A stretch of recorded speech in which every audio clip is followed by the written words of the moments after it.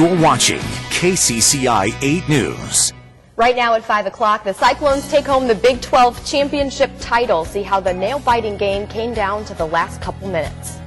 A man is in custody right now after a late-night car crash. See how this collision ruined more than just a couple of people's nights.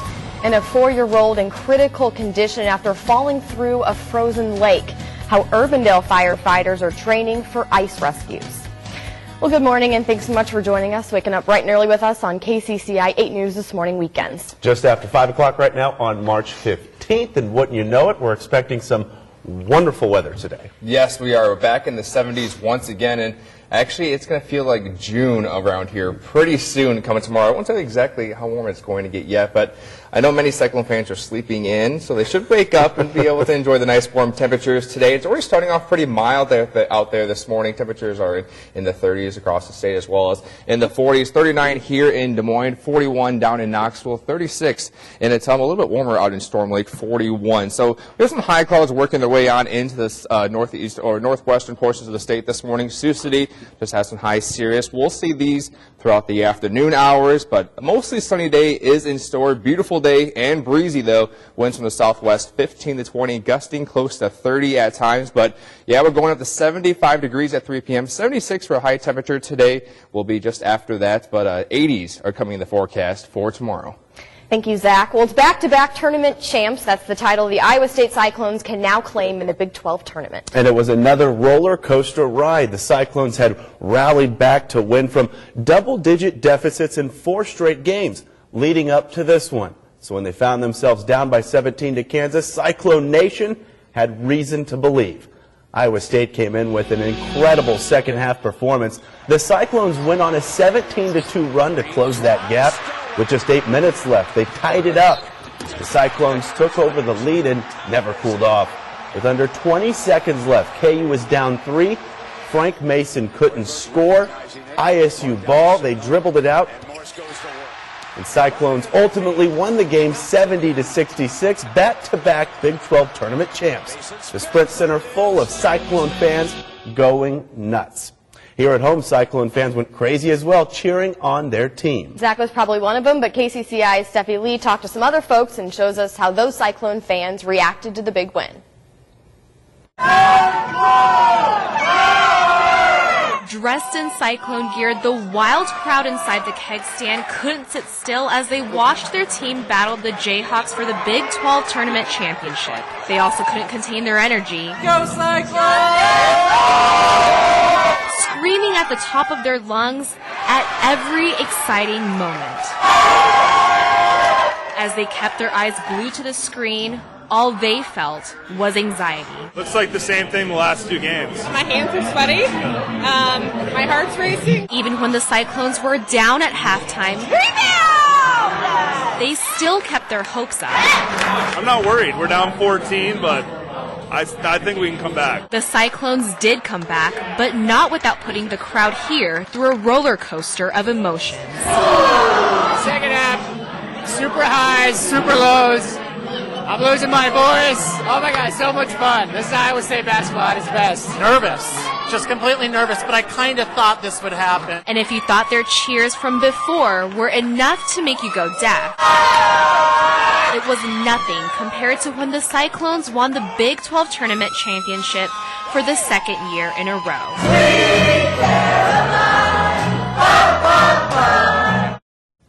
That was Steffi Lee reporting for us. Fans we spoke with tell us while they did feel nervous, they knew the Cyclones would eventually play the same way they've played for the last 5 games and bring home a win. And Zach, I know you were probably up late and excited because you're a big Cyclone fan, right? Yes, I am. That's for sure. I got my Cyclone tie on today to prove it. But yeah, right now temperatures are pretty nice, 39 degrees out there. Wind chill feels like 34, so not that bad. Pretty nice mild air just moving its way onto the state. And we're getting even warmer mainly because of those south-southwesterly winds out there. And we have a warm front moving its way on into the state, which is why all the winds are from that south direction. 16 miles per hour in Sioux City, 13 in Council Bluffs. So the winds will be picking up throughout the afternoon hours, and so will the temperatures. 76 degrees will be our high here in Des Moines, 74 in Fort Dodge, 82 in Sioux City for today. And across the region, a lot of warm air building in around the South Dakota as well as Nebraska. 82 in North Platte, 81 in Rapid City, and this warmer moves on to central Iowa coming tomorrow. I'm putting 82 in the forecast for us here in Des Moines, mainly because of all the concrete and all the buildings can warm us up pretty nicely, but the rest of the state should be in the upper 70s. So 2 good days in weather, but we will cool down later on in the 8-day forecast. A man is in custody after crashing his car into a building last night. Des Moines police say it happened around 10 o'clock. A Mustang slammed into a Lexus, which then crashed into the View nightclub on Southwest 7th and Indianola. One person went to the hospital with non-life-threatening injuries. Police are still investigating the cause of that crash. And we continue to follow another developing story this morning. A 4-year-old boy is in critical condition after he was pulled from Crystal Lake. That's located just west of Forest City. The Mason City Globe-Gazette reports rescue workers found Joel Nedved Friday about 100 feet from shore. The 4-year-old was with his family at a nearby park when he was reported missing. Crystal Lake is still ice-covered, but has large areas of open water.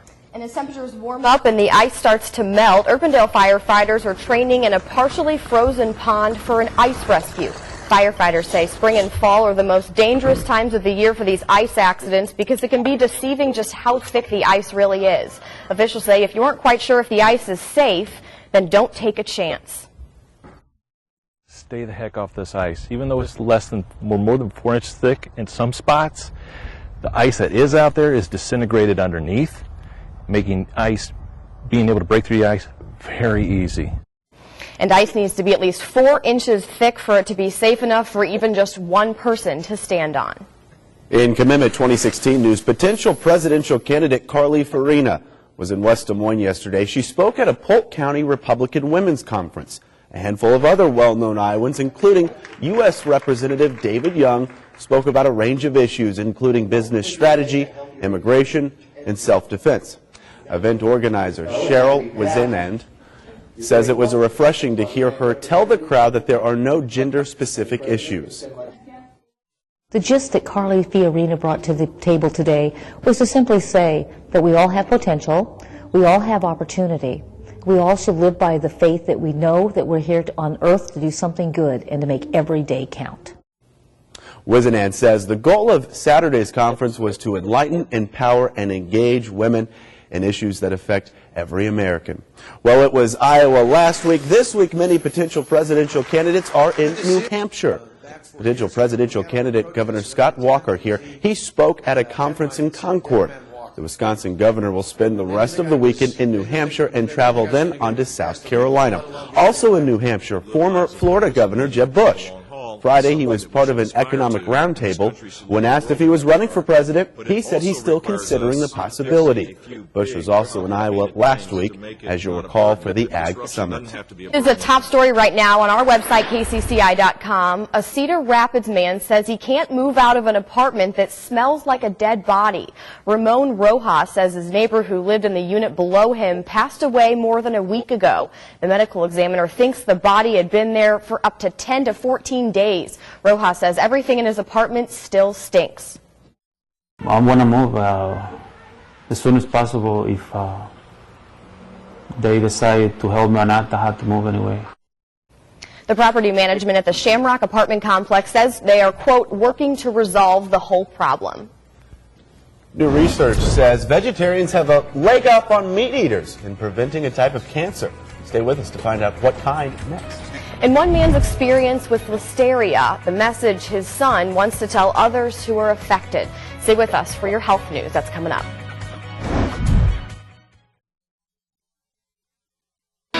This is Iowa's news leader. This is KCCI 8 News This Morning Weekends with Cynthia Fodor and meteorologist Matinka Slater.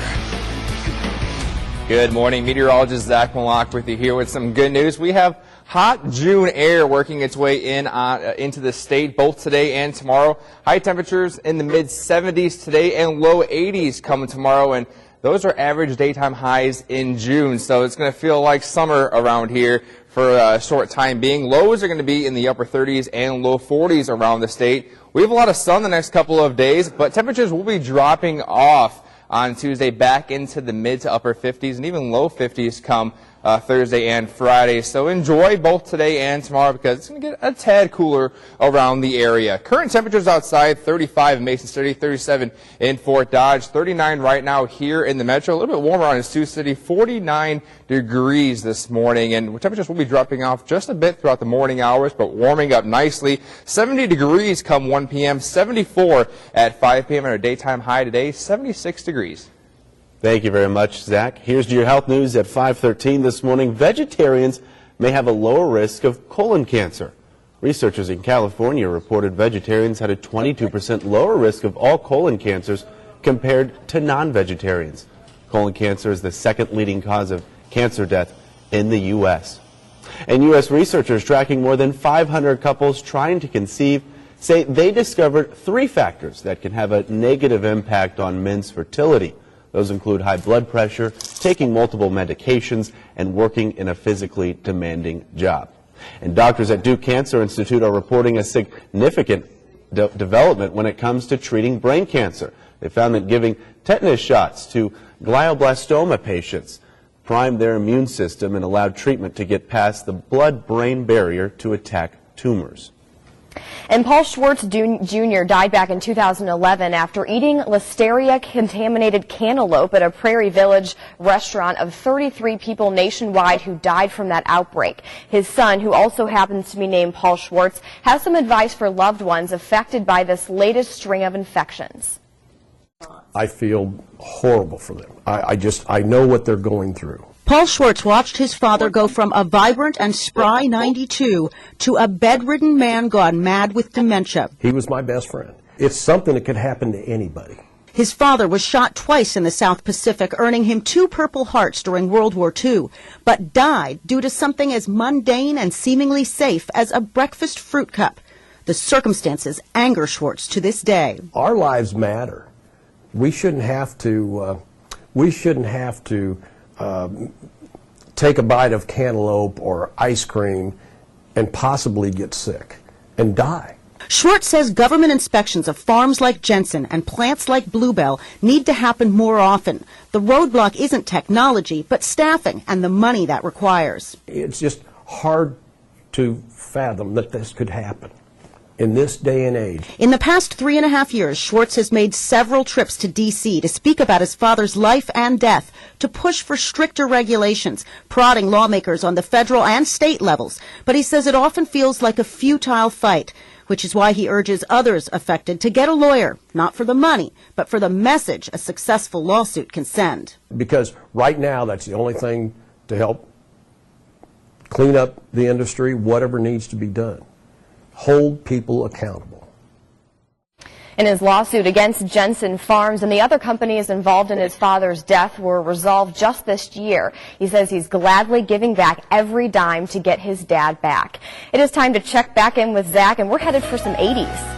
Yes, we are, but first we have to get past the mid-70s, both today, but we're going to be in the 80s come tomorrow. 39 degrees the temperature right now here in the metro. Pretty mild, though, because those southwesterly winds blowing at 7 miles per hour right now in the metro. So the forecast temperatures going up to 75 around 3 p.m., 76 just after that for our daytime high. Well above our average high for this time of year of 48 degrees, but it's going to be a breezy afternoon out there. Winds will be from the southwest the entire time, blowing anywhere from 10 to 20 miles per hour. Could see gusts as high as 30 come this afternoon. So clear skies with us this morning, but some high clouds working their way in from the northwest this morning, as Sioux City already has some cloud cover. So we'll see clouds across the entire region begin to work its way in to Iowa come today, but temperatures are still going to warm up pretty nicely for this time of year. Now we have high pressure working its way in down south, having the winds turn from the southwesterly direction come to our area today, but hot air mass working its way into the state for tomorrow. Temperature is going to be in the 80s right before a cold front works its way on through, and that's when temperatures go back down to the 50s. So enjoy both today and tomorrow, because we're going to have a lot of sunshine in the futurecast when those clouds move their way on through this afternoon. And both today and tomorrow we're going to have plenty of sun, so grab the sunglasses as you head out and about. So for today, the official high is going to be 76 degrees. We will have some high cirrus clouds work their way in onto the state. It's going to be pretty breezy out there, though, winds from the southwest, 15 to 20 miles per hour, gusting to 30 in the afternoon. Because of those winds staying strong throughout the evening hours, temperatures are going to be in the upper 40s tonight, so not cooling off much at all. 48 degrees is our daytime high where we're supposed to be, so it's pretty nice to be at that for overnight temperatures. And for tomorrow, 82 degrees for a high temperature. It's going to be downright hot around the state, and sunny for sure. The winds are going to be shifting, though, from the southwest to the west-southwest and still blowing 10 to 15 miles per hour. So it's going to be another breezy day around the state. But again, enjoy both today and tomorrow because temperatures back off just a bit on Tuesday, 52 degrees. We're getting close to the average, and we're staying in the 50s for the entire 8-day forecast. Small chance of rain Thursday night into Friday early morning, but 60s come back to the forecast next Saturday. Fred Hoiberg and the Cyclones are partying at the Sprint Center. Andy Garman was there and has all your celebration up next.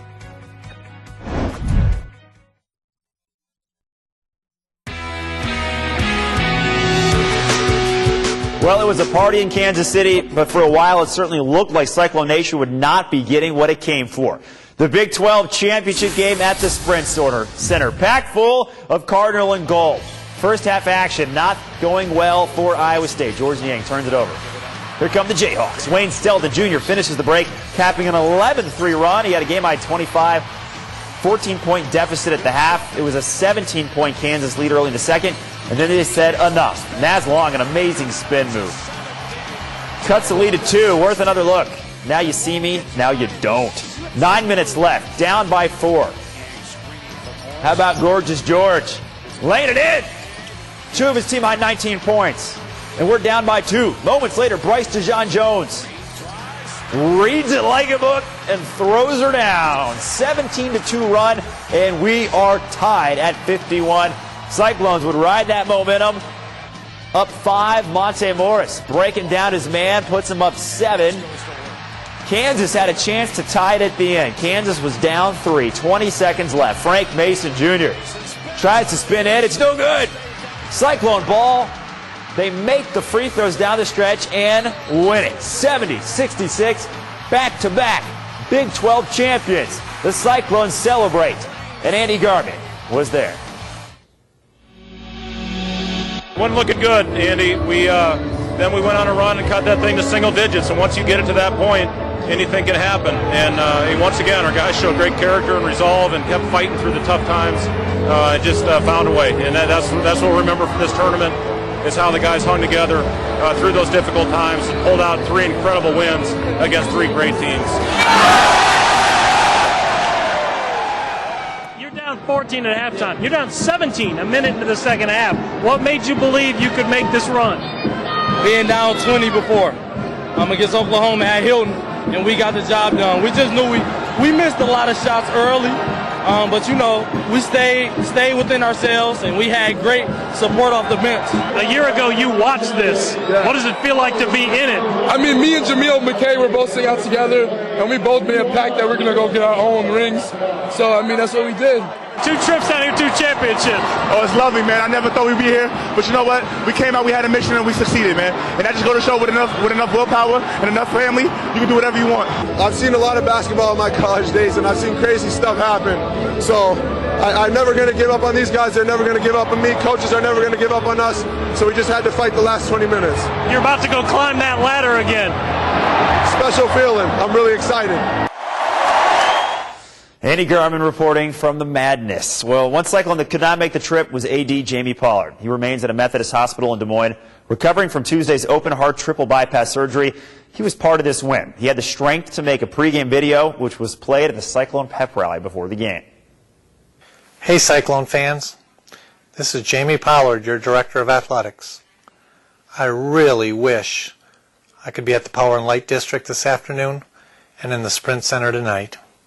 Although I can't be there physically, I will be there emotionally. Thank you so much for all your thoughts and prayers.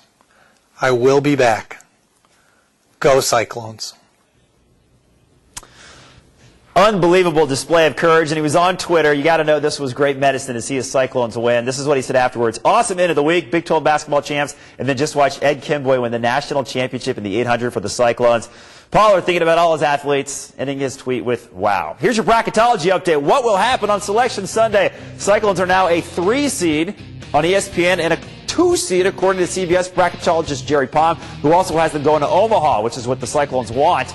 Northern Iowa, a 4 seed, Iowa up to a 7 seed based on some other things that have happened. But what will really happen, you can find out right here on KCCI. The brackets are revealed on the CBS Men's Tournament Selection Show, KCCI right here beginning at 5. And then looking ahead to Monday, do not forget about our NCAA tournament special. We'll be previewing Iowa State, Iowa, and Northern Iowa's trip through the brackets. That comes up Monday at the Chicken Coop, live at the Chicken Coop in Urbandale, starting at 6:30. More hoops on tap for Sunday. We got the Big Ten title game between Wisconsin and Michigan State, which both won their semifinals on Saturday. That coming to you from the United Center in Chicago, right here on KCCI at 2:30. And finally, women's basketball. Drake bounced from the Valley Tournament on Friday, and on Saturday, UNI had some trouble with top-seeded Wichita State. Madison Weekly had 14 for the Panthers, but not nearly enough. Wichita State sends the Panthers packing 56-42. And that is your look at your championship morning sports.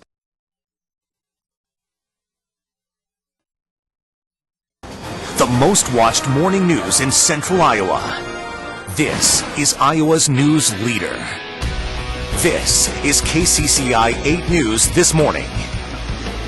Right now at 5:30, the search continues. The Leeds police are following to find the shooter of 2 police officers in Ferguson, Missouri, and how those officers are doing this morning. Plus, stay safe on the ice. The warnings emergency officials have as our rivers and lakes transition from winter to spring. Good morning. Thanks for joining us on this Sunday morning, and we actually have a beautiful day ahead of us. Yeah, speaking of transitions from winter to spring, we're going to have a big jump pretty much right into the beginning of summer coming tomorrow because we have temperatures going into the low 80s. Can't believe it. It's going to be amazing. No binge watching today. Be outside. We're going golfing. Or bring the TV outside. TV out the front lawn. Does that count? Yeah. Who does that? Okay. Wow. Anyways, temperatures this morning are pretty nice, 39 degrees here in the metro and Knoxville. So it's going to be a good morning if you want to get that couch on the front lawn right away. But we have temperatures that are just going up nicely throughout the morning hours. Satellite and radar have some clouds working their way in to the northwestern portions of the state. Sioux City under just a light cirrus deck right now, and we'll be under that light deck later on in the afternoon. So day planner shapes up like this, 48 degrees. Mostly clear skies to the 9 a.m. mark. We're going to have some clouds work their way in come the afternoon. 75 at 3 p.m. But the main story today, breezy southwest winds gusting close to 30 this afternoon.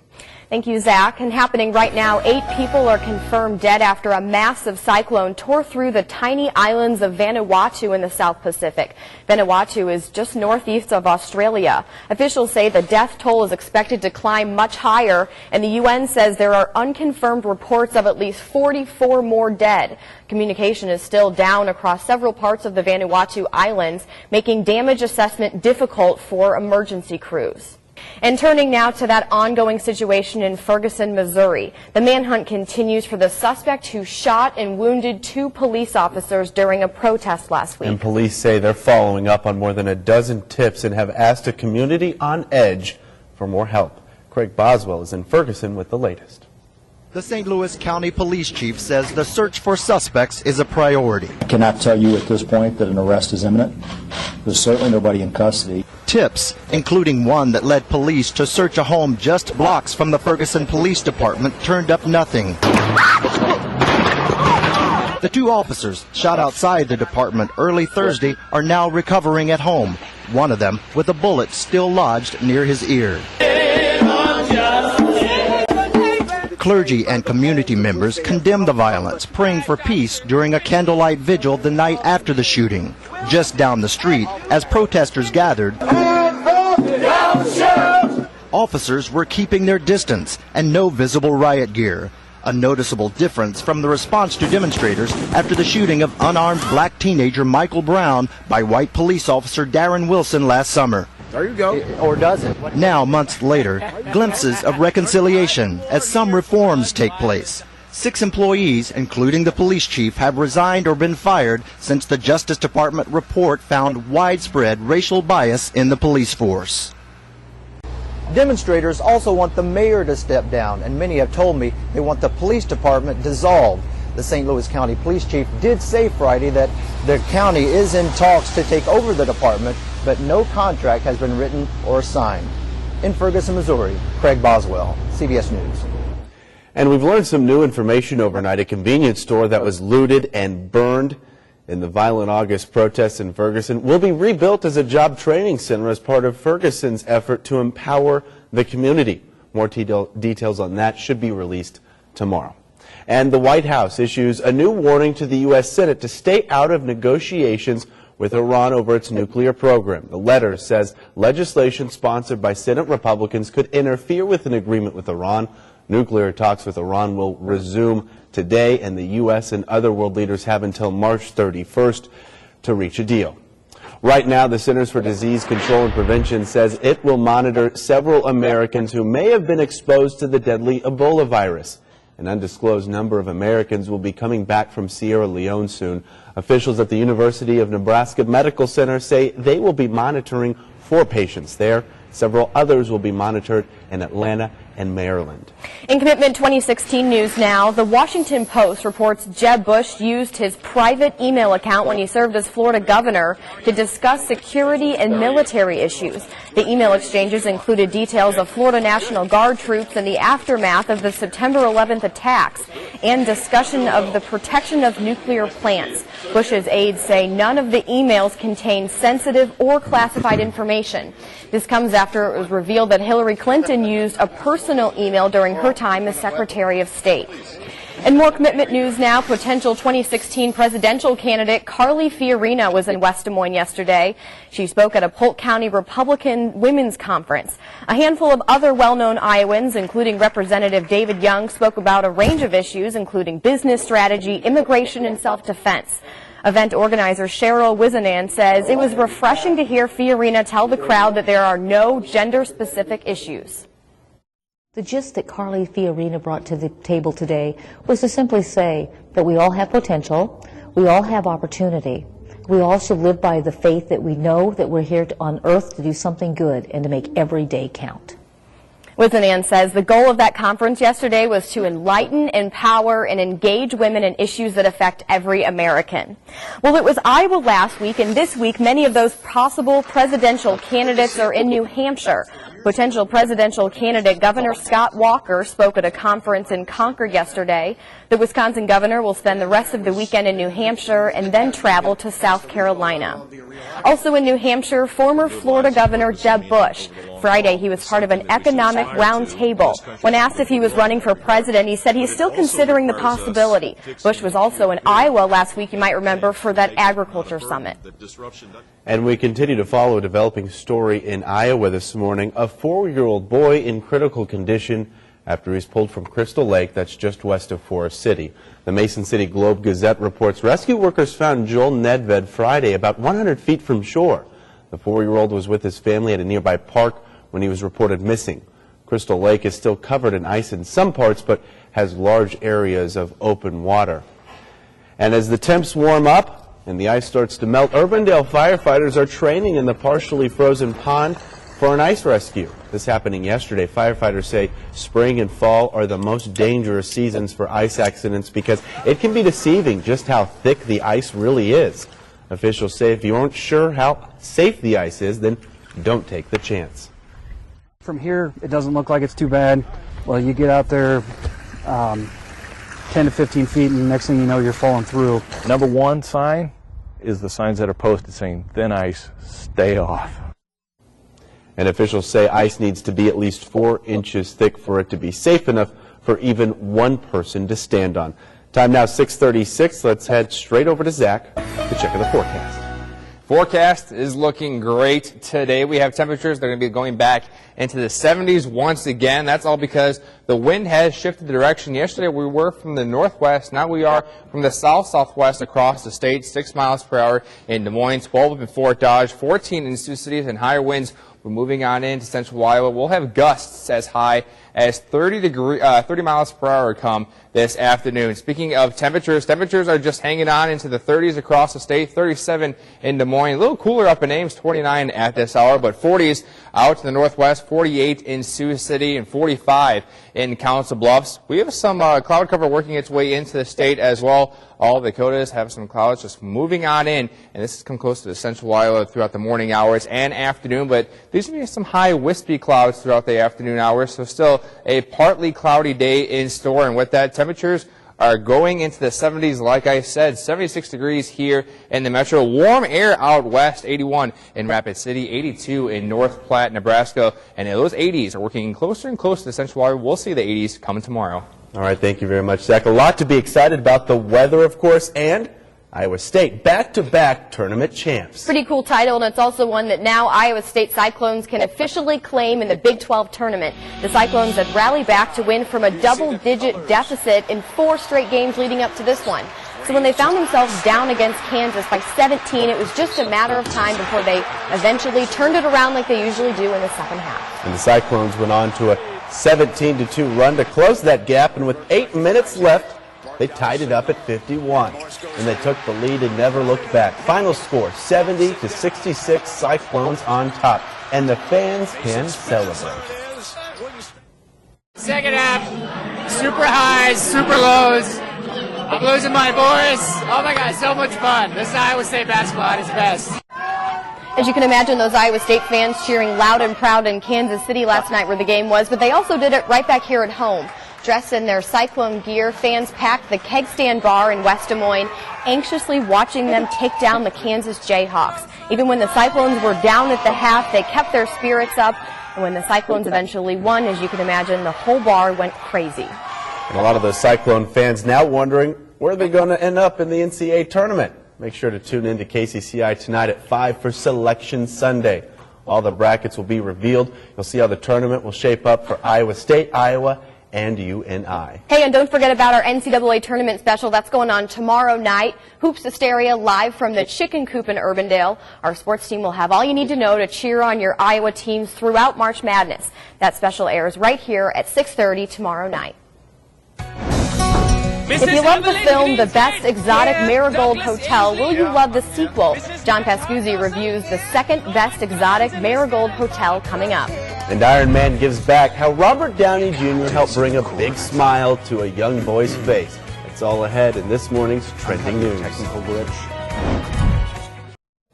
Welcome back at 6:42. We've been seeing a heat wave here this past week, but nothing like they're seeing in Southern California right now. Unseasonably hot temperatures in that area, reaching up to 90 degrees yesterday in parts of San Diego.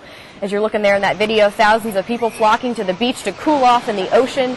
Temperatures there expected to cool off a little tomorrow, but Zach, we're actually going to go up and I think you said get into the 80s. Yeah, so if we had a beach here in Central Iowa, would people be going out to the beach in the low 80s? I don't know. Potentially, but that hot June air working its way into Central Iowa will come tomorrow.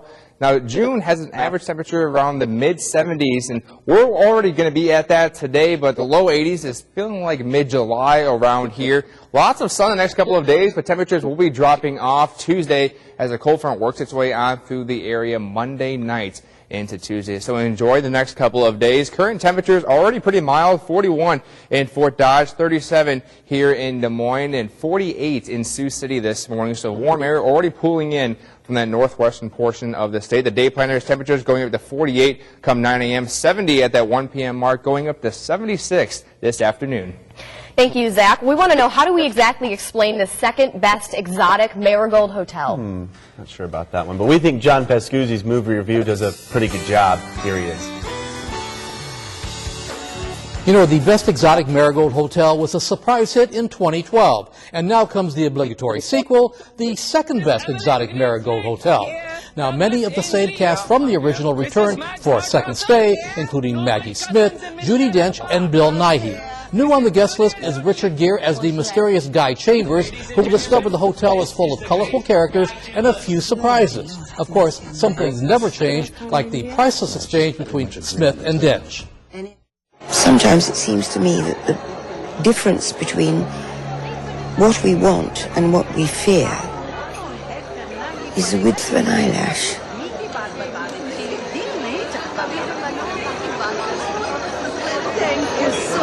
I'm so sorry. Were you talking to me? I don't know why I tell you anything. Because I'm older and wiser. 19 days older. That's the entire lifespan of a wasp. Now, the second best exotic Marigold Hotel treats us to the colorful Indian wedding of Sunny Dev Patel and a film that is fun, charming, and feel good. And although not as good as the original, what sequel is, there's enough to like here, especially the great sassy septuagenarian cast that isn't getting older, just getting better. The second best exotic Marigold Hotel. It does add a few new wrinkles. For KCCI News, this is John Pascuzzi at the movies.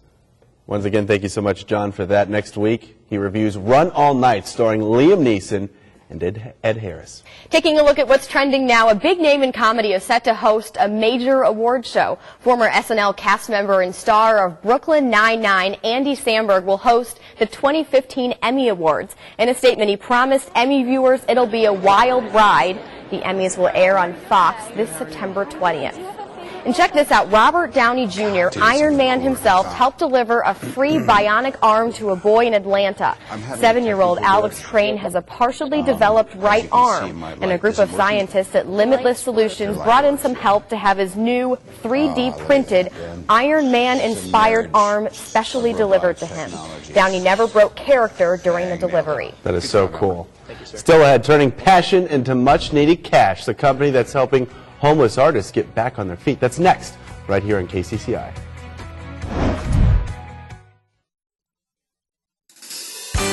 Weather is never more than 5 minutes away, only on KCCI 8 News this morning. Good morning, meteorologist Zach Malak with you here. Already a mild start to the day, 37 degrees for us here in the metro. The winds from the south-southwest at 6, so they changed direction overnight. Yesterday they were blowing from a cold direction, the northwest, and so it's going to be a better day out there than yesterday. 75 degrees at that 3 p.m. mark. We're going up to 76, still well above our average high for this time of year, 48 degrees, but it's going to be a breezy afternoon. Conditions are going to be close to 30 miles per hour, and it's going to be just a bit of a problem out there. But more clouds working their way into the state this morning, building in from northwest to central Iowa this morning. We're going to have those clouds stick with us throughout the afternoon. A little bit of an embedded rain and with a little bit of clouds and just a little bit of forcing. We may see a little bit of sprinkle in northwestern portions of the state this morning. But overall, nice sunny skies later on in the day and for tomorrow. Cold front works its way through, but before that, nice warm air will be building in from the southwest. We'll see temperatures in the low 80s come tomorrow, but when that cold front pushes on through, we'll see temperatures backing off into the 50s. So Futurecast has that band of clouds moving on through today, but some sun come this afternoon. More sun come tomorrow with the nice warm air, but cold front works its way on through, and we'll have temperatures again dipping back down. So enjoy today, 76 degrees. High cirrus clouds working their way on in. It's going to be a breezy day, winds from the southwest, 15 to 20, gusting to 30 this afternoon. But tonight is going to be a mild night, all because the winds are staying strong. This allows mixing to occur in the atmosphere and can't cool off as fast. So 48 degrees is going to be the temperature tonight. When we start that warm, we get even warmer. That's why we're going up to 82 degrees coming tomorrow. It's going to be a hot and sunny day across central Iowa. So it's going to be hard to focus on your first day of the work week, but again, it's going to be easier when temperatures back down into the 50s. So again, enjoy today and tomorrow. Tuesday, 52 degrees, still above average, but compared to where we were the past couple of days, it's going to feel a little chillier out there. Chance of rain Thursday night into Friday early morning, but again, we get back into the low 60s on Saturday, and more sun come this weekend, but I'm just trying to focus on the next couple of days. 82 degrees tomorrow. We haven't seen that since last September, so long overdue, and I'm absolutely going to love it. Introduce us to shorts weather. Exactly. People are already wearing shorts. Oh, across Iowa State, I was wearing shorts the whole last week. All right, thank you. Now they very have a much. reason to. Exactly. Thank you very much, Zach. Many soup kitchens and nonprofits offer free classes where talented artists are creating meaningful art. And now one national company is helping homeless and disabled artists sell their work. Kylie Atwood has that story. Art is what I do opposed to taking a drink. Art is what I do opposed to, getting high. Drug and alcohol addiction left Kimberly Williams homeless for about 9 years. I'm going to experiment. I love to experiment. Then she revived her childhood passion in a free art class at a DC soup kitchen. And now she's selling her work on a website called Artlifting. I saw that need within the community to earn their own income and build confidence. Liz Powers is the co-founder of Artlifting, a company connecting homeless and disabled artists to art enthusiasts. After Scott Brenner lost his job in the steel industry, medical bills put him on the street. Then he found Artlifting. They sent me back an email that afternoon and said, send us some copies of your artwork. Brenner just moved into a new home and recently opened his own art show on Boston's Newbury Street. You almost feel like a little kid who broke a window and drew too much attention to himself. And geez, I didn't, it's just these pictures I drew. But they're more than just pictures. My dream for my art is to hopefully be shown in some more galleries. Artlifting has already raised the profile of 70 artists selling their work on its website. Powers hopes to attract more artists and grow Artlifting into a well-known source for art with a purpose. Kylie Atwood, CBS News, Boston. And Artlifting sells the artist's original artwork, but they also sell prints and iPhone cases, and then the artist gets 55% of the profit from each one of those sales. Well, hey, if you're looking for some St. Patrick's Day inspired dishes for the holiday this week, we've got some great ideas from Vom Foss. That's coming up in the KCCI Cafe next.